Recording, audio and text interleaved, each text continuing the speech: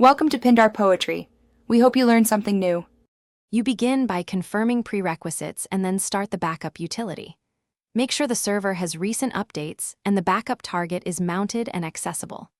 Open Server Manager, choose Tools and launch Windows Server Backup. This gives you the interface to create a scheduled or one-time backup job. Once the console is open, select Local Backup and prepare to create a backup schedule or a one-time backup. Make sure you have sufficient free space on the target before proceeding. Now configure the actual backup job. Pick Full Server to capture everything or Custom to choose volumes and the system state only. If you choose Custom, carefully include boot and system volumes to ensure recoverability.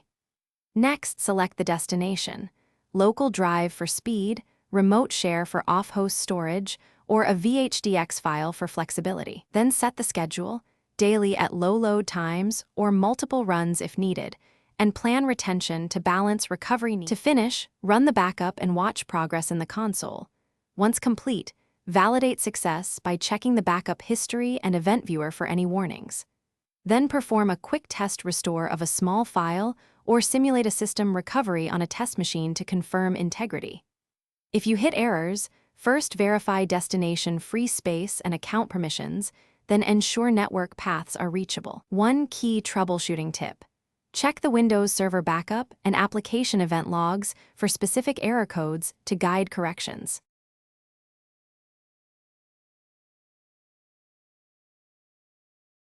Thanks for watching. Consider subscribing if we helped you.